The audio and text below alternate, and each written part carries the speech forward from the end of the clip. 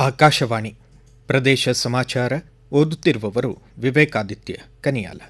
ಮಧ್ಯಪ್ರಾಚ್ಯದಲ್ಲಿ ನಡೆಯುತ್ತಿರುವ ಯುದ್ಧದ ಪರಿಣಾಮವಾಗಿ ಪ್ರಪಂಚದಾದ್ಯಂತ ಪೆಟ್ರೋಲ್ ಹಾಗೂ ಡೀಸೆಲ್ ಸಂಬಂಧಿಸಿದಂತೆ ಬಿಕ್ಕಟ್ಟಿನ ಪರಿಸ್ಥಿತಿ ಎದುರಾಗಿದೆ.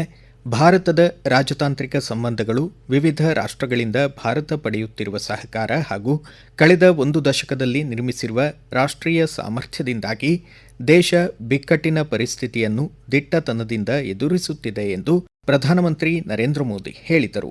ಆಕಾಶವಾಣಿಯ ಜನಪ್ರಿಯ ಮನ್ ಕಿ ಬಾತ್ ಸರಣಿಯ 132ನೇ ಆವೃತ್ತಿಯಲ್ಲಿ ದೇಶ ವಿದೇಶಗಳ ಭಾರತೀಯರನ್ನು ಉದ್ದೇಶಿಸಿ ಮಾತನಾಡಿದ ಅವರು, ಮಾರ್ಚ್ ತಿಂಗಳು ಜಾಗತಿಕ ಮಟ್ಟದಲ್ಲಿ ಅತೀವ ಪ್ರಕ್ಷುಬ್ಧತೆಯಿಂದ ಕೂಡಿದ ಕಾಲವಾಗಿದೆ.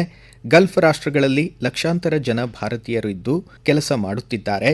ಅಲ್ಲಿನ ಸರ್ಕಾರಗಳು ಭಾರತೀಯರಿಗೆ ಅಗತ್ಯವಾದ ಎಲ್ಲ ರೀತಿಯ ಸಹಾಯ ಸಹಕಾರವನ್ನು ನೀಡುತ್ತಿದ್ದು ಆ ರಾಷ್ಟ್ರಗಳಿಗೆ ಕೃತಜ್ಞರಾಗಿರುವುದಾಗಿ ತಿಳಿಸಿದರು.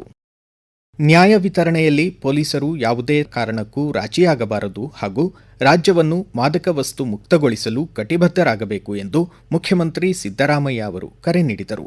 ಮೈಸೂರಿನ ಕರ್ನಾಟಕ ಪೊಲೀಸ್ ಅಕಾಡೆಮಿ ಆವರಣದಲ್ಲಿ ಇಂದು ನಡೆದ 46ನೇ ತಂಡದ ಸಿವಿಲ್ ಪೊಲೀಸ್ ಉಪನಿರೀಕ್ಷಕರ ನಿರ್ಗಮನ ಪಥಸಂಚಲನ ಕಾರ್ಯಕ್ರಮದಲ್ಲಿ ಪಾಲ್ಗೊಂಡು ಅವರು ಮಾತನಾಡಿದರು.